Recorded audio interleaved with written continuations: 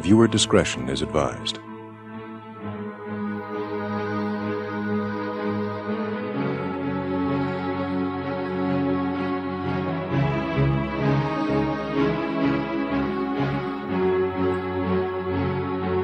Across America, there are 330,000 churches of various denominations.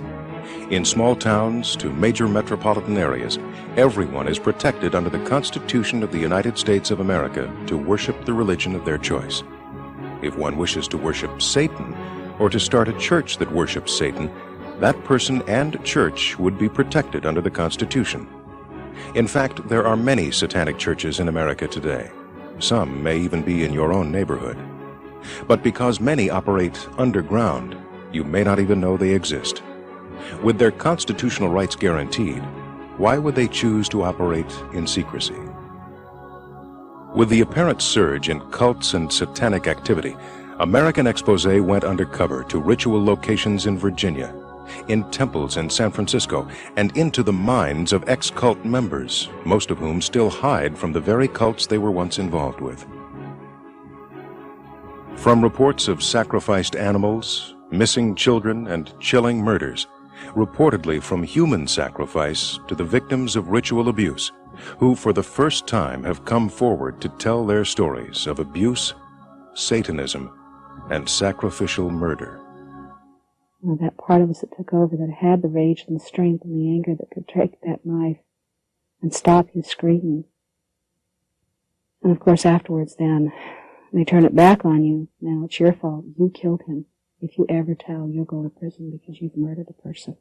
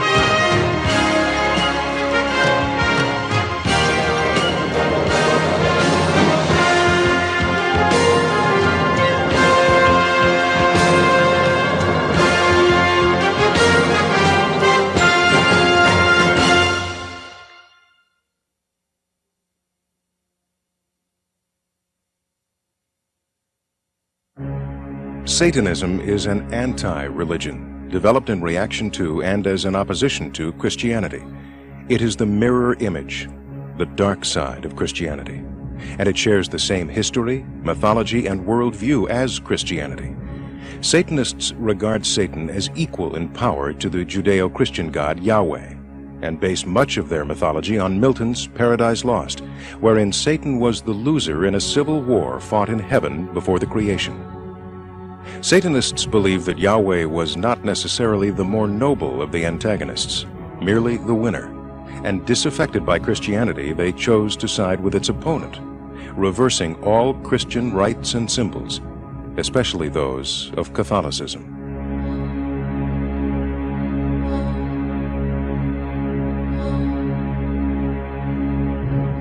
The root ideas of Satanism go far back to what are called the Gnostic sects, who saw the world about them as profoundly evil, as the real hell, and life on earth as a sentence served in a prison.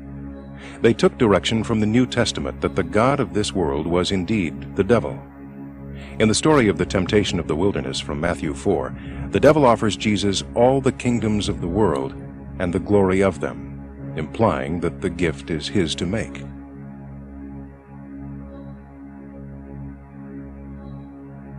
In John 12, verse 31, the devil is called the ruler of this world. And in 2 Corinthians 4, verse 4, Paul says that the devil who rules this world has blinded the minds of those who do not believe. Some Gnostics attacked Jesus as the evil son of the evil father and glorified Judas Iscariot for betraying him, and further believed that the 10 Commandments and other moral rules were intended to keep men in subjugation.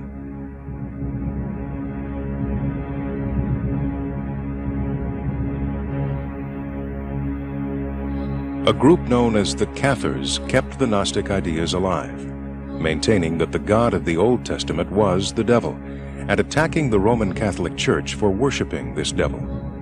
Some Cathars, according to church records, began to see the devil of the Catholic Church as the true God.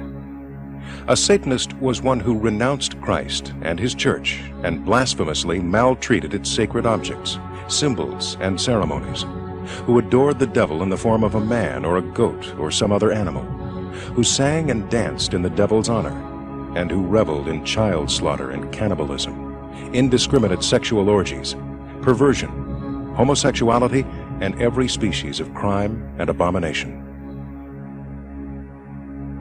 Around the turn of the century, Aleister Crowley became an active anti-Christian and is generally credited with the introduction of Satanism into modern society.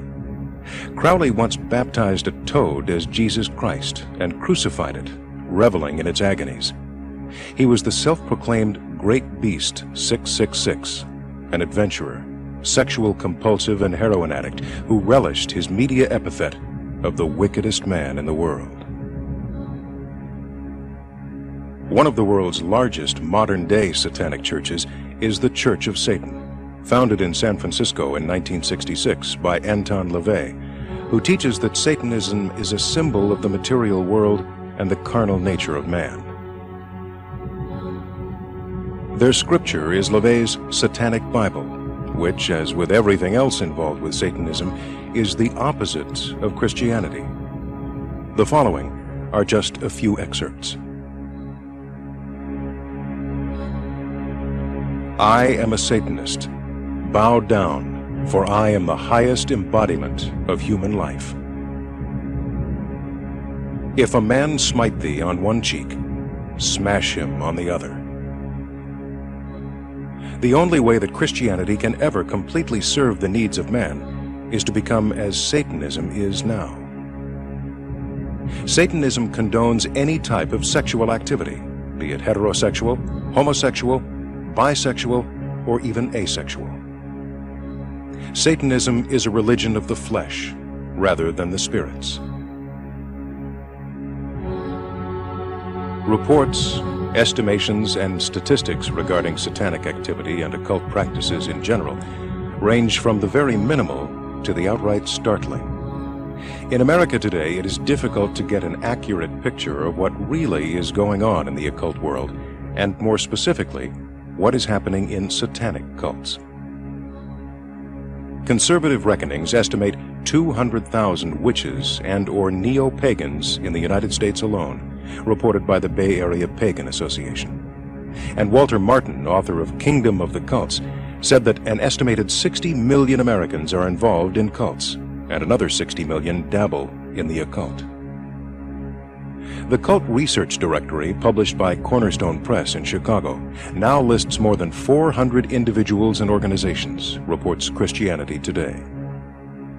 Some professionals in the field, like Professor of Anthropology John Connor, an expert in cult and occult activities, feel that the current occult and satanic activity in America is not the problem the media often portrays it to be. It's very easy to assume that it's almost to the extent of an international conspiracy, and it really isn't. This is, for young people, some young people, is a normal form of rebellion. There are some, of course, there will be. And out of a population of 250 million, it would be surprising if there weren't some groups that were doing this rather seriously. But by and large, I think a lot of it is just simply overblown, and people get very, very excited about something that is a little bit more than play acting. While occult activity to some can be casual in nature, there is a more serious, darker side being reported as well, a side which is sometimes frightening and dangerous, even deadly. Sacrifice, taken from the Latin sacrum, meaning holy, and facere, meaning to make. The act of offering the life of a person or animal or some object in propitiation or homage to a deity, something so offered. Eric Pryor, former high priest of San Francisco's New Earth Temple and self-proclaimed ex-Satanist leader, was involved extensively in various levels of occult practice for almost 2 decades. Now a born-again Christian, Eric spends his time exposing and recounting the experiences, often bizarre or evil, that he encountered and even initiated while on the dark side. Human sacrifices are usually done by third world country orders such as Mukumba and Voodooan orders. They are done by classical Satanists as well. One of the reasons why sacrifice was first used by the classical European Satanists was as a bastardization of all that was held sacred by the church at the time, hence the virgin sacrifice, hence the sacrifice of the infant, which of course was a representation of the infant Jesus being sacrificed. The spilling of virgin blood, of course, is another reason that they do sacrifices. They would fill the chalice up with this virgin blood and actually pass it around. It's all to make a mockery of that which the church holds sacred. Now, there are other types of human sacrifices. There are sacrifices of appeasement to appease the gods or God. There are human sacrifices that are done for the purpose of taking on the properties of that particular individual. More life force. It's believed by many occultists that the life force is in the blood. So if the blood is consumed, you consume the life force of that person. Now, if you're consuming the blood of a child who has a whole life ahead of themselves, of course you're consuming a lot of life force there. You're consuming something that's new. And, of course, it is, like I said, a bastardization of that which people hold holy. Now, there are many methods of sacrifice. There are sacrifices where people are tied down to altars and the bottom of their feet are slit open and the blood is drained. There's a sacrifice where the heart is removed and the heart is actually dried out and at a later date. They remove the heart and they put the heart aside and it's ground into a poultice, which is then at some point in time used in an incense. There are human sacrifices where there is dismemberment that takes place. Primarily, the dismemberment is for the getting rid of the evidence, if you will. So the occultists will dismember bodies and bury parts all over the place.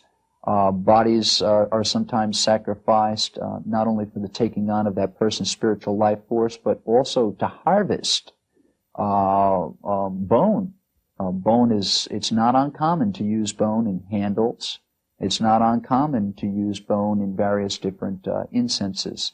It's not uncommon to use body parts in various different folk, how shall we say, folk magic rites. Many of the satanic sacrifices are primarily animal sacrifices.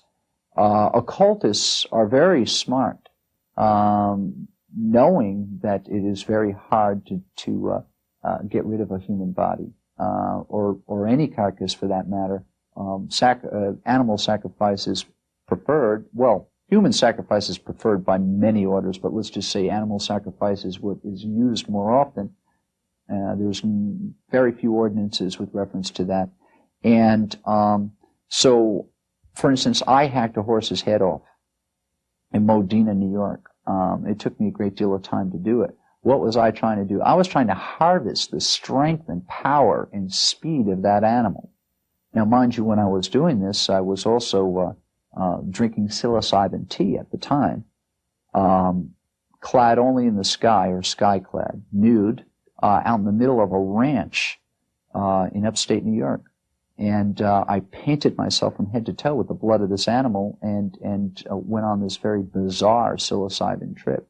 When you get involved with sacrifice, it really does do something to you. There is a bloodlust that does develop. I've even sacrificed my own blood.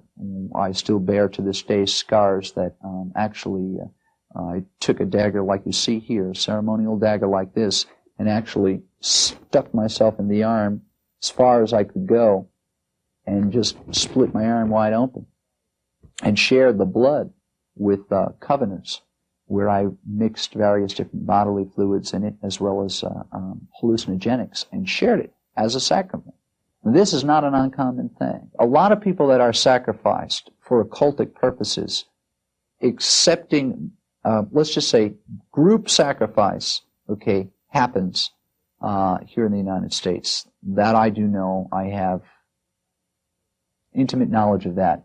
But individual sacrifice is the more common thing. And what I mean by that is an individual magician or an individual occultist, whether it be a Satanist or a ceremonial magician or practitioner of voodoo or whatever, these kind of people are the ones most prone to human sacrifice.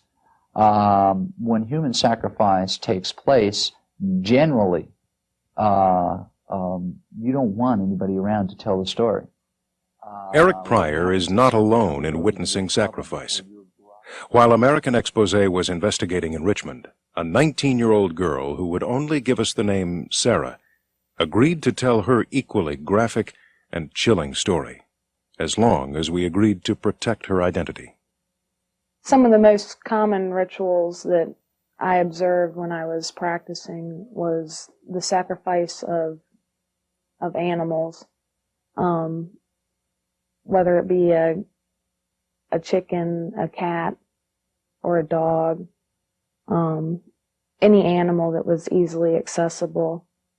I witnessed the leader of our cult brought in a newborn child and placed it on the altar.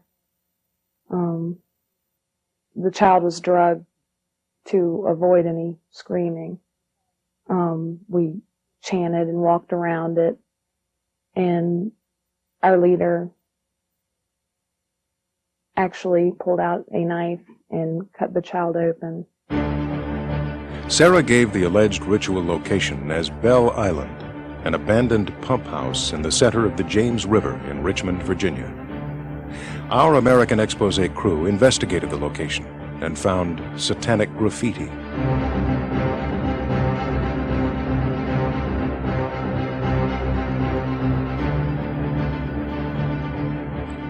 A cross, and a few spots where fires had been lit, but there was no indication of human or even animal sacrifice.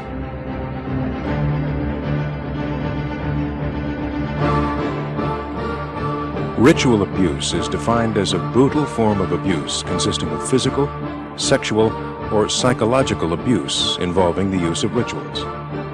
Although it is not always satanic, most survivors, like Mary Clausen, state that they were abused as a part of satanic worship. My abuse started when I was about 18 months old from my real father, and it was sexual abuse up until 4.5 when they divorced.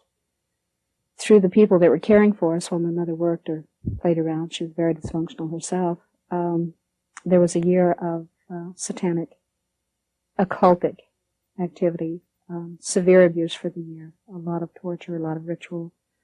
I saw perhaps 9 people murdered and had to take part of it.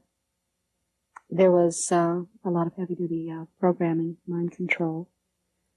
And the way we survived it to start off with was to create other parts of ourselves. So we developed MPD, multiple personality disorder. When things started falling apart, I guess it was just time for us to start dealing with issues. I entered therapy, and within 4 months I was in the hospital in a locked unit because I was extremely suicidal. And that's when I met the other parts of myself. I've been in therapy for 4 years now. There are 70 known altars, and we have been doing some fusions. So eventually one day we'll all be one person again. Many ritual abuse survivors claim that they have been programmed by their former cult, and that sounds, sights, and smells still bring back cult feelings and events. There were certain pictures that had hidden pictures in them, and there were certain sounds, certain phrases that they would repeat. and it would click into the old programming. You know, to remember, to forget, to follow them, to be with them, to just always have it in the back of my mind. If they had a man that they were teaching a lesson for talking and trying to teach us the same lesson, if you ever tell, this is what will happen to you. And we had to watch as they skinned his legs and then started on his arms. And I remember hearing him screaming, and they kept telling us that he's hurting, he's in pain, and only you can stop the pain. If you let him hurt, then it's all your fault that he's in pain. And a knife was put in our hand, and there was a snapping, and that's when Jackie was born. You know, that part of us that took over, that had the rage and the strength and the anger that could take that knife and stop his screaming.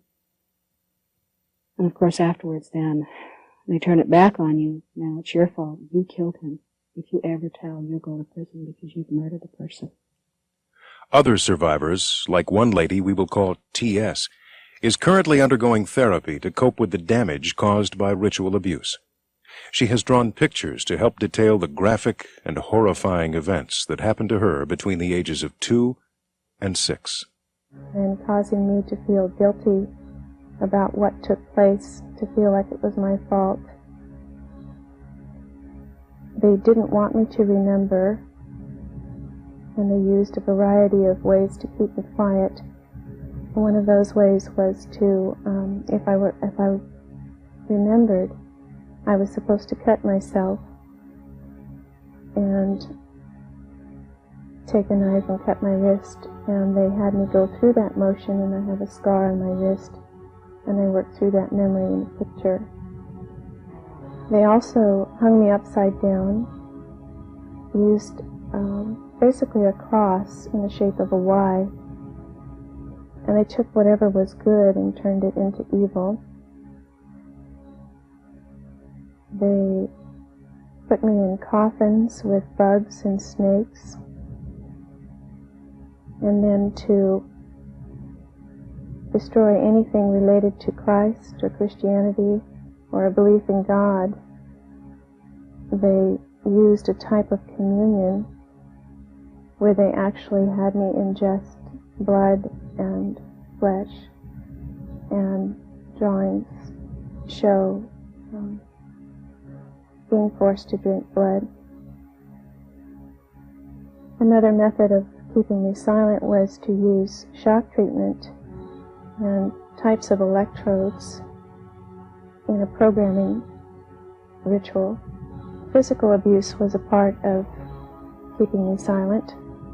My fingers were burned on a stove. I was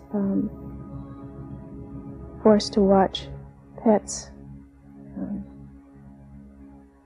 killed and put in an oven, and I was told that if I talked, the same thing would happen to me.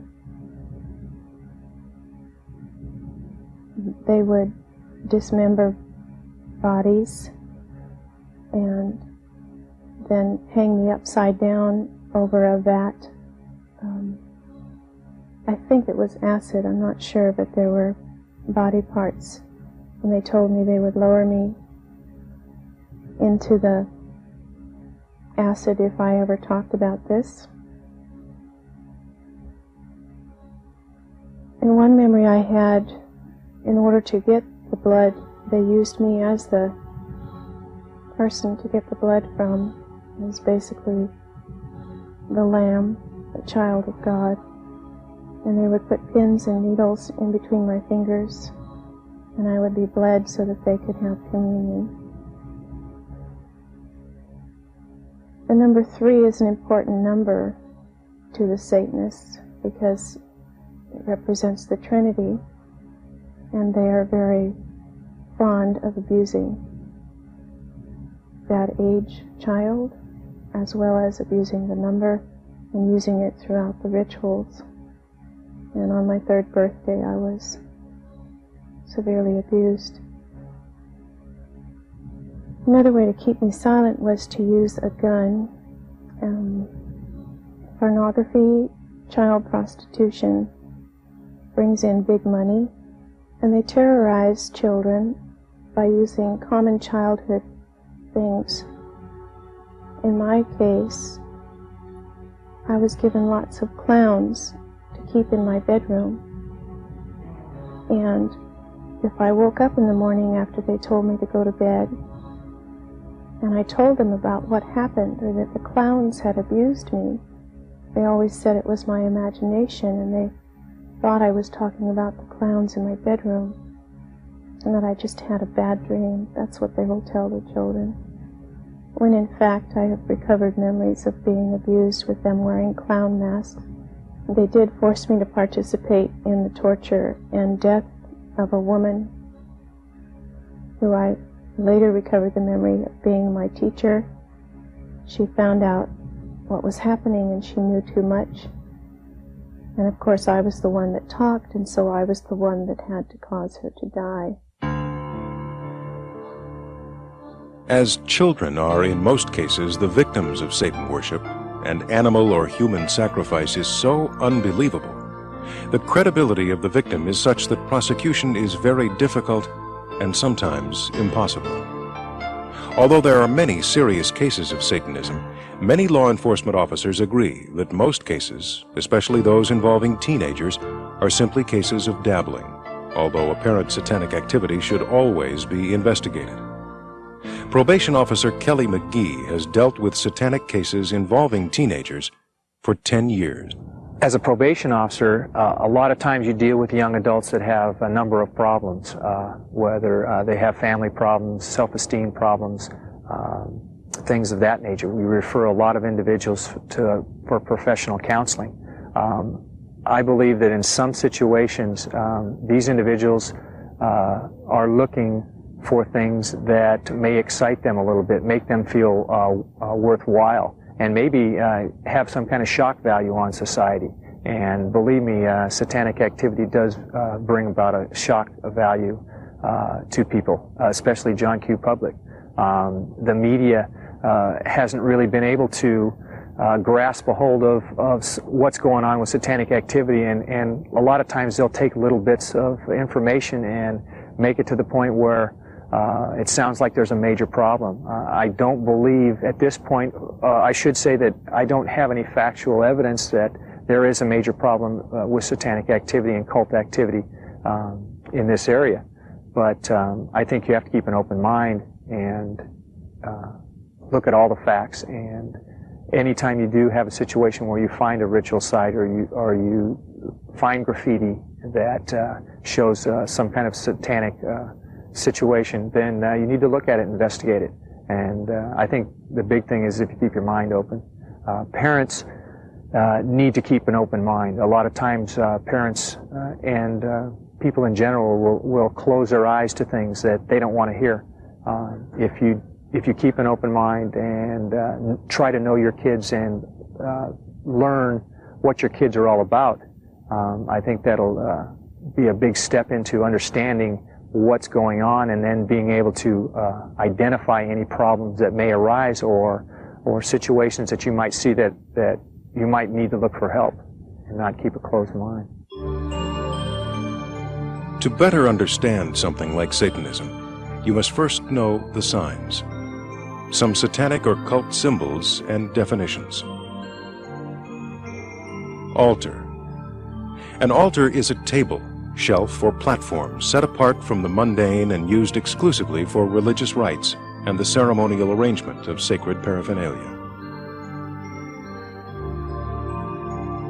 Baphomet.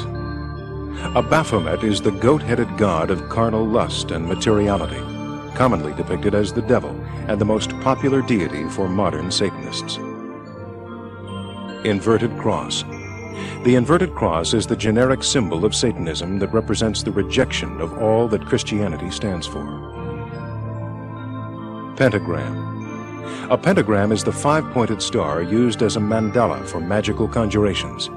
It represents the human figure with head, arms, and legs, and is more often known as the generic symbol of witchcraft.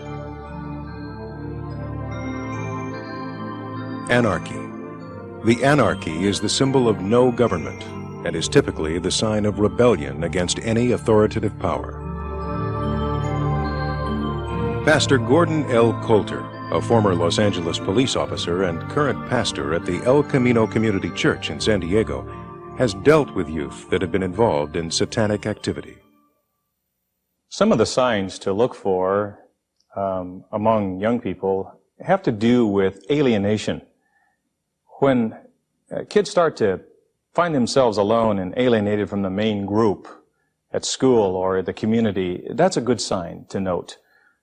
Another is, and it goes right along with that, behavioral signs of some contrast, where they were once maybe a pretty happy person, kind of becoming sad. And looking at the dark sides of things, I noted at the last county fair here in San Diego County, there was a lot of artwork of Satanism and demonic things and goat's heads. And those are the kinds of things that I would want to observe, and everyone's aware of that being a theme somewhat in some of the art classes and some of the graffiti and some of the expression among young men and women today.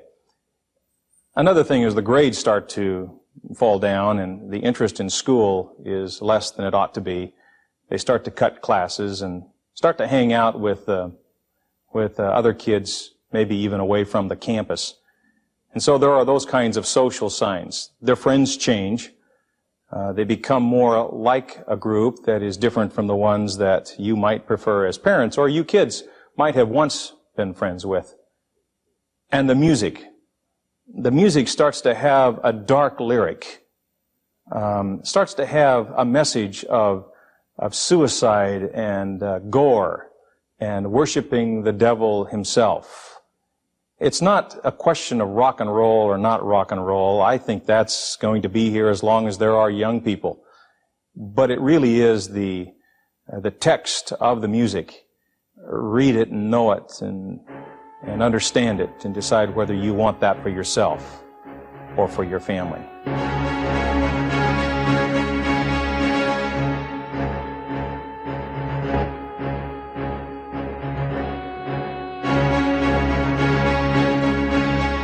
Even though Americans are protected by the Constitution to practice their religion, many believe that some cults have gone too far.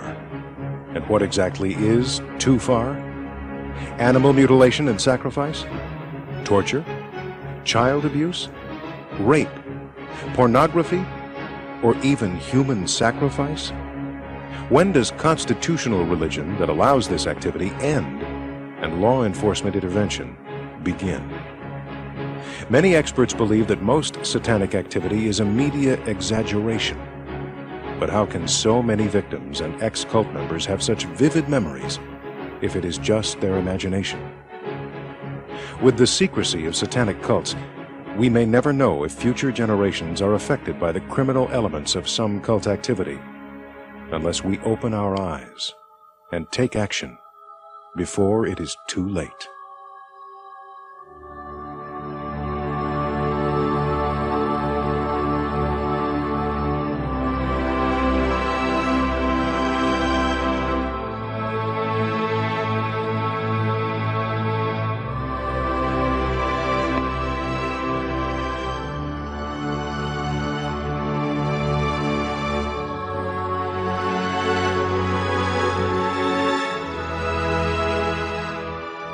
Birds and babies, go away.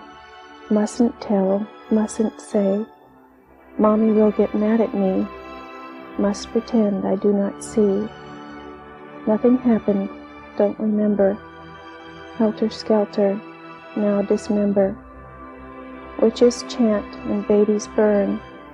Mustn't talk, it will be my turn.